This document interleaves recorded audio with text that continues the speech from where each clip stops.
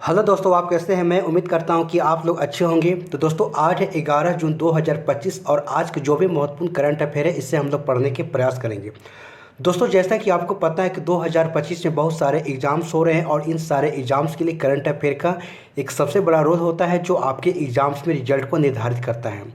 तो दोस्तों, चलिए क्लास को स्टार्ट करते हैं और इसका पहला क्वेश्चंस को देखने के प्रयास करेंगे। और यदि आपको इसका आंसर पता है तो अपने साथ एक नोट पैड और पेन लेकर बैठ जाएं और अपने आंसर को आप उसमें लिखते जाएं। और आप अंत में यह चेक कर सकते हैं कि आपको इनमें से कितने सारे आंसर सही हुए हैं। अन्यथा दोस्तों, आप इसके आंसर हमारे साथ देते चलेंगे। तो चलिए इसका पहला क्वेश्चन देखते हैं। तो आइए दोस्तों, पहला क्वेश्चन देख सकते हैं कि फ्रेंच ओपन 2025 के पुरुष एकल विजेता कौन बने हैं। Who has become the men's single winner of the French open 2025। ठीक है, तो ऑप्शन है कि जेनिक सिनर है, नोवाक जोकोविक है और कार्लोस अल्काराज हैं और राफेल नडाल है। तो आप इसका आंसर बताने के प्रयास करेंगे। तो देखिए दोस्तों, फ्रेंच ओपन 2025 की बात करें तो पुरुष एकल विजेता यहाँ पर कार्लोस अल्काराज ने इसे जीता। ठीक है, इस बात को आपको ध्यान में रखना है। तो चलिए और डिस्कशन के माध्यम से देखते हैं। तो आइए दोस्तों, देख सकते हैं फ्रेंच ओपन की बातें हो रही। ठीक है, तो आयोजन की बात करें 26 मई से लेकर 8 जून तक इसको चलेगा। और स्थान की बात करें रोला गेरा जो कि पेरिस फ्रांस में है। और इसका जो एडिशन है संस्करण है 129वां संस्करण हो रहा है। और पुरुष एकल विजेता की बात करते कार्लोस अल्काराज हैं जो स्पेन के रहने वाले हैं। और उप विजेता की बात करें जेनिक सिनर है जो कि इटली के रहने वाले। दोस्तों, ये काफ़ी इंपॉर्टेंट है। खिलाड़ी और उसके संबंध और उनके राज्य जो देश से संबंध आपको काफ़ी इंपॉर्टेंट है, याद रखेंगे। दोस्तों, देख सकते हैं कि पुरुष फाइनल की अवधि की बात करें 5 घंटे 29 मिनट और फ्रेंच ओपन इतिहास का सबसे लंबा जो कि फाइनल हुआ।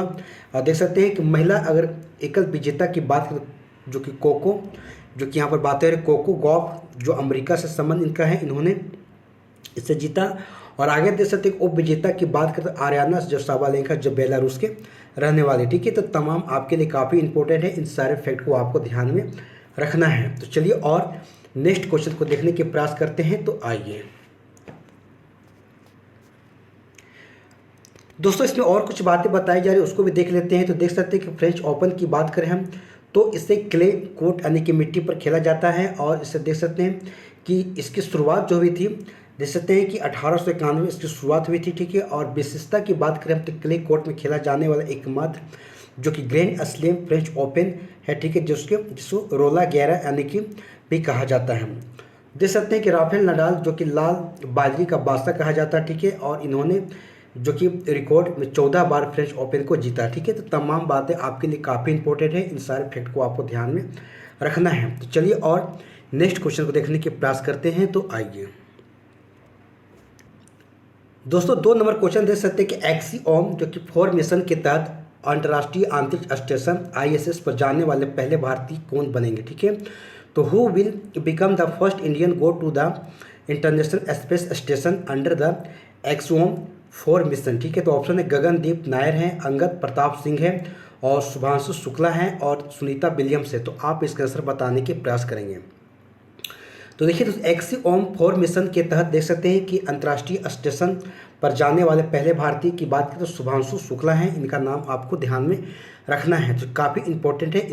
चलिए तो और इस डिस्कशन के माध्यम से देखते हैं। तो आइए दोस्तों, यहाँ देख सकते हैं एक्सियोम 4 मिशन जो कि स्पेस द्वारा नासा और स्पेस एक्स के सहयोग से संचालित किया जा रहा है।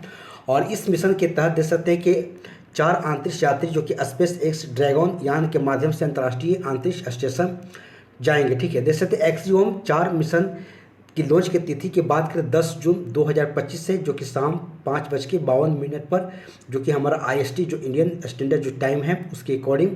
और मिशन की अवधि की जो दिखा गया है कि इसमें जो कि कुल 14 दिन के लिए जाएंगे। ठीक है, और देख सकते हैं कि एक्सियोम 4 मिशन जो है उनकी क्रूज जो सदस्य देख सकते हैं कि पेगी विस्टन जो कि अमेरिका के हैं और जो कि मिशन कमांडर हैं। और शुक्ला हैं जो कि भारत के हैं, मिशन पायलट हैं। और स्वाबोस जो कि ऊर्जा लांस्की जो कि पोलैंड के हैं और ये मिशन विशेषज्ञ हैं। ठीक है, तो तमाम बातें को आपको ध्यान में रखनी है जो आपके एग्जाम्स के पॉइंट ऑफ व्यू से काफ़ी इंपॉर्टेंट है। तो चलिए और देखने के प्रयास करते हैं। तो आइए दोस्तों, अपन 3 नंबर क्वेश्चन देख सकते हैं कि डेविस लेमी किस देश के विदेश मंत्री हैं जिन्होंने भारत यात्रा की है। ठीक है, तो David Lammy is the foreign minister of which country who has visited India, ठीक है। तो ऑप्शन है ब्रिटेन है, ऑस्ट्रेलिया है, नीदरलैंड है और पोलैंड है। तो आप इसका आंसर देने के प्रयास करेंगे।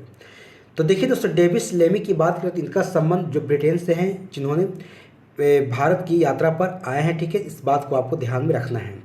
तो चलिए और डिस्कशन के माध्यम से देखते हैं। तो आइए दोस्तों, यहाँ पर देख सकते हैं कि ब्रिटेन के विदेश मंत्री जो कि डेविस लेमी ने 7 जून 2025 को भारत की 2 दिवसीय यात्रा की शुरू की है, ठीक है। और डेविस लेमी ने प्रधानमंत्री मोदी से मुलाकात की और इस बैठक में भारत ब्रिटेन जो कि रणनीतिक साझेदारी, मुक्त व्यापार समझौता और आतंकवाद के खिलाफ सहयोग पर चर्चा, व्यापार, निवेश, रक्षा, सुरक्षा और नवाचार और स्वस्थ ऊर्जा जैसे क्षेत्रों में सहयोग को बढ़ाने पर सहमति बनी है, ठीक है।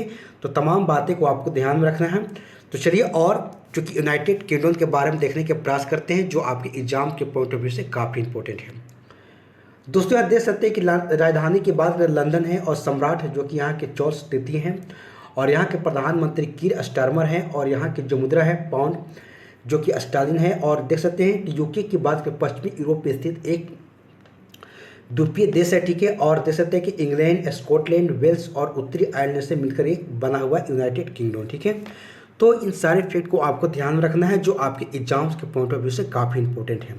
तो चलिए और इसे नेक्स्ट क्वेश्चन देखने के प्रयास करते हैं। तो आइए दोस्तों 4 नंबर क्वेश्चन देख सकते हैं कि मातृभूमि साहित्य पुरस्कार 2025 से किसे सम्मानित किया गया। देख सकते हैं कि who has been awarded the Mathrubhumi literacy जो कि अवार्ड 2025, ठीक है। तो ऑप्शन है कि कमला दास है, सारा जोसेफ हैं और माधवी कुट्टी हैं और ललितांबिका जो कि अंतजन्म है, ठीक है। तो आप इसके आंसर बताने के प्रयास करेंगे।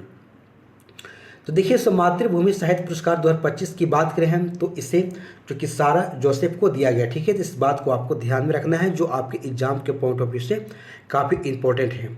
तो चलिए और नेक्स्ट इसके और कुछ डिस्कशन के माध्यम से और देखने के प्रयास करते हैं। तो आइए दोस्तों यहाँ पर देख सकते हैं कि सारा जोसेफ को मातृभूमि साहित्य पुरस्कार 2025 से सम्मानित किया गया, ठीक है। देख सकते हैं सारा जोसेफ जो कि मलयाली भाषा के प्रसिद्ध लेखिका, नारीवादी विचारक और सामाजिक कार्यकर्ता हैं। और जोसेफ का संबंध देख सकते हैं यहाँ के केरल से, ठीक है। और मातृभूमि साहित्य पुरस्कार जो कि भारतीय साहित्य में उत्कृष्ट योगदान के लिए दिया जाने वाला पुरस्कार है। यह पुरस्कार मातृभूमि साहित्य जो कि समाज के द्वारा प्रदान किया जाता है। तमाम बातें को आपको ध्यान में रखना है, जो आपके एग्जाम के पॉइंट ऑफ व्यू से काफ़ी इंपॉर्टेंट है। तो चलिए और इसे नेक्स्ट क्वेश्चन देखने के प्रयास करते हैं। तो आइए दोस्तों यहाँ पर 5 नंबर क्वेश्चन देख सकते हैं कि 9 जून 2025 को भगवान बिरसा मुंडा की कौन सी पुण्यतिथि मनाई गई, ठीक है। देख सकते हैं कि विच डेट एनिवर्सरी ऑफ भगवान Birsa Munda is observe on 9 जून 2025, ठीक है। तो ऑप्शन है कि 100वीं, 120वीं, 125वीं और 150वीं। तो आप इसका आंसर बताने के प्रयास करेंगे। तो देखिए दोस्तों 9 जून 2025 को भगवान बिरसा मुंडा की देख सकते हैं कि यहाँ पर जो मनाई गई है 125वीं, ठीक है। तो आप देख सकते हैं कि इनकी जो पुनः जो तिथि जो मनाई गई कितनी 125वीं मनाई गई, ठीक है। तो चलिए और इसे डिस्कशन के माध्यम से देखने के प्रयास करते हैं। तो आइए दोस्तों आप देख सकते हैं कि 9 जून 2025 को भगवान बिरसा मुंडा की 125वीं पुण्यतिथि मनाई गई, ठीक है। और झारखंड के खूंटी जिले के उलिहातू में विशेष कार्यक्रम आयोजित किया गया, ठीक है, जहां बिरसा मुंडा का जन्म हुआ था। भगवान बिरसा मुंडा आदिवासी स्वतंत्रता संग्राम के एक महानायक हैं, ठीक है। और देख सकते हैं कि 15 नवंबर जो कि 1875 को जो कि उलिहातू झारखंड में इनका जो कि जन्म हुआ, ठीक है। और देख सकते हैं कि मृत्यु की बात करें तो 9 जून 1900 ईस्वी जो कि रांची जेल में इनकी मृत्यु हुई थी। और इनकी उपनाम की बात करें तो धरती आबा के नाम से जाना जाता था। दोस्तों काफ़ी इंपॉर्टेंट फैक्ट है, इसे आपको ध्यान रखना है। और आगे देख सकते हैं कि उल गुलाम आंदोलन की बात करें तो 1895 से लेकर 1900 ईस्वी तक जो कि ब्रिटिश शासन के खिलाफ एक आदिवासी विद्रोह का नेतृत्व किया, ठीक है, देख सकते हैं। और देख सकते हैं कि जनजातीय गौरव जो कि 7 जनजातीय गौरव जो कि देख सकते हैं कि 15 नवंबर को बिरसा मुंडा के सम्मान में मनाया जाता है। यानी कि जो हमारा जनजातीय गौरव दिवस है 15 नवंबर को जो उनकी जयंती पर इस चीज़ को मनाया जाता है। इस बात को आपको ध्यान में रखनी है। तो चलिए और नेक्स्ट क्वेश्चन को देखते हैं। तो आइए दोस्तों पर 6 नंबर क्वेश्चन दे सकते हैं। बात है कि सुप्रीम कोर्ट ने किस राज्य सरकार को रणथंभौर टाइगर रिजर्व के मुख्य क्षेत्र में खनन गतिविधियों पर तत्काल प्रतिबंध लगाने का निर्देश दिया, ठीक है। देख सकते हैं the supreme court has director which state government to immediately ban mining activities in the जो कि core area of the Ranthambore tiger reserve. ठीक है, तो ऑप्शन है कि मध्य प्रदेश, गुजरात, राजस्थान और उत्तर प्रदेश। तो आप इसका आंसर देने के प्रयास करेंगे। तो देखिए दोस्तों, यहाँ पर बातें हो रही है, ठीक है, कि सुप्रीम कोर्ट ने देख सकते हैं, ठीक है, कि राजस्थान जो कि राज्य सरकार को रणथंभौर जो कि टाइगर रिजर्व के मुख्य क्षेत्र को खनन गतिविधियों को तत्काल प्रतिबंध लगाने का निर्देश दिया है। तो इस बात को आपको ध्यान में रखना है। तो चलिए और इसे डिस्कशन के माध्यम से देखते हैं। तो आइए दोस्तों, देख सकते हैं कि सुप्रीम कोर्ट ने राजस्थान सरकार को रणथंभौर टाइगर रिजर्व के मुख्य क्षेत्र के सभी खनन गतिविधियों पर तत्काल प्रतिबंध लगाने का निर्देश दिया और रिजर्व के भीतर देख सकते हैं अवैध निर्माण को व्यावसायिक गतिविधियों इससे बढ़ रही थी। ठीक है, देख सकते हैं कि राजस्थान के प्रमुख टाइगर रिजर्व की बात करें हम तो रणथंभौर टाइगर रिजर्व जो कि सवाई माधोपुर में है। ठीक है, देख सकते हैं, और सरिस्का जो कि देख सकते हैं यहाँ पर टाइगर रिजर्व की अलवर में है, और Mukundra hills tiger reserve Kota में है, और रामगढ़ विषधारी टाइगर रिजर्व जो कि बूंदी में। ठीक है, तमाम आपको ध्यान रखनी है जो आपके एग्जाम के पॉइंट ऑफ व्यू से काफ़ी इंपॉर्टेंट है। दोस्तों, इसमें और कुछ बातें बताई, जैसे कि राजस्थान के प्रमुख जो कि टाइगर राष्ट्रीय उद्यान है रणथंभौर राष्ट्रीय उद्यान है जो कि सवाई जो कि माधोपुर में है। ठीक है, देख सकते हैं, और केवलादेव राष्ट्रीय उद्यान जो कि भरतपुर में। ठीक है, तो आपको ध्यान में रखनी है। तो चलिए और नेक्स्ट क्वेश्चन देखने के प्रयास करते हैं। तो आइए दोस्तों, देश के किस राज्य में पांडे वंश से संबंधित 800 साल पुराना शिव मंदिर खोजा गया? ठीक है, तो in which state and 800 years old सिख एगो, ठीक है, Shiva temple belonging to the Pandya dynasty has been discover. ठीक है, तो ऑप्शन एक तमिलनाडु है, केरल है, मध्य प्रदेश है और बिहार है। तो आप इसके आंसर देने के प्रयास करेंगे। तो देखिए दोस्तों, यहाँ पर बातें हो रही, ठीक है, कि पांडे वंश से संबंधित हैं जो कि तमिलनाडु से हैं, और जहाँ पर 800 साल पुराने जो कि शिव मंदिर को खोजा गया। ठीक है, तो इस बात को आपको ध्यान में रखनी है जो आपके एग्जाम के पॉइंट ऑफ व्यू से काफ़ी इंपॉर्टेंट है। तो चलिए और डिस्कशन के माध्यम से देखते हैं। तो आइए दोस्तों, देख सकते हैं कि हाल ही में तमिलनाडु के मदुरै जिले के मेलूर तालुक के उद्दमपट्टी गांव में पांडे काल के बाद के 800 साल पुराने शिव मंदिर की खोज की गई है। पांडे राजवंश एक प्राचीन तमिल राजवंश था जो कि संगम युद्ध के दौरान फला फूला है। ठीक है, इस बात को आपको ध्यान में रखना है। तो चलिए और नेक्स्ट क्वेश्चन देखते हैं। तो आइए दोस्तों, नेक्स्ट क्वेश्चन देख सकते हैं कि मोदी नीति शास्त्र यानी कि द वर्ल्ड हिट आइस्टर पुस्तक के लेखक कौन है? ठीक है, तो who is the author of the book Modi नीति शास्त्र, ठीक है, और द वर्ल्ड हिज ऑस्टर। ठीक है, तो ऑप्शन है कि नरेंद्र मोदी हैं, आदित्य सी अग्रवाल हैं, संजय बारू हैं, या फिर यहाँ पर शशि थरूर है। तो आप इसके से बताने की प्रयास करेंगे। तो देखिए दोस्तों, मोदी निधि शास्त्र की बात करें हम जो कि द वर्ल्ड हिज आस्टर पुस्तक के जो लेखक है आदित्य सिंह अग्रवाल हैं। ठीक है, तो नाम को याद रखेंगे जो आपके एग्जाम के पॉइंट ऑफ व्यू से काफ़ी इंपॉर्टेंट है। तो चलिए और डिस्कशन के माध्यम से देखते हैं। तो आइए दोस्तों, देख सकते हैं कि बातें ठीक है कि कुछ और इम्पोर्टेंट पुस्तकें हैं, देख लेते हैं कि the diary of the cricketer of wife जो कि पूजा पुजारा की पुस्तकें, पूजा पुजारा के द्वारा से लिखी गई पुस्तकें हैं, और हॉट लैम्प की बात करें तो भानु मुश्ताक के द्वारा, और द विनर्स माइंडसेट की जो लेखक है शेन वॉटसन है, और knife heroic tale of the religious and fight for the free speech की बात करें सलमान रश्दी की पुस्तकें हैं, और रुद्र सात्विकतम की बात करें हम तो प्रभा जो कि वर्मा के द्वारा लिखी गई है, और यादें पुस्तकें जो है पुष्पा भारती द्वारा लिखी गई। दोस्तों और है वेलकम टू पैराडाइज पुस्तक जो लेखक है टिंकल खन्ना है, और ए मर्सनरी की पुस्तक है दुबुरी सुब्बा राव है। ठीक है दोस्तों, काफ़ी इंपॉर्टेंट है, इन सारे पुस्तक के नाम आपको ध्यान रखना है जो आपके एग्जाम के पॉइंट ऑफ व्यू से इंपॉर्टेंट है।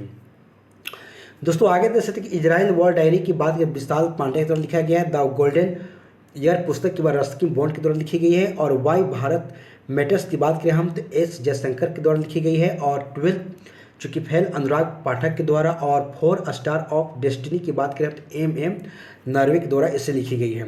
टॉम ऑफ सेंट की बात करें तो गीतांजलि श्री के द्वारा पुस्तकें लिखी गई है, और कैरोस की बात करें जेनी एपेन वेग के द्वारा लिखी गई है, और आगे है लियो द अनटोल्ड स्टोरी की बात करें PS रमन के द्वारा पुस्तक लिखी गई है। दोस्तों काफ़ी इंपॉर्टेंट है, इन सारे को आपको ध्यान में रखना है। तो चलिए और नेक्स्ट क्वेश्चन देखते हैं। तो आइए दोस्तों पर नेक्स्ट क्वेश्चन देख सकते हैं किस संस्थान ने dynamic route planning for urban green mobility नामक वेब विकसित किया? ठीक है, देख सकते हैं कि विच इंस्टीट्यूट है develop a web app called dynamic route planning for urban green mobility, ठीक है, जिसको ड्रोम कहा जा रहा है। ठीक है, तो आप बताने के प्रयास करें कि IIT दिल्ली है, IIT बॉम्बे है, IIT कानपुर है या फिर खड़गपुर है।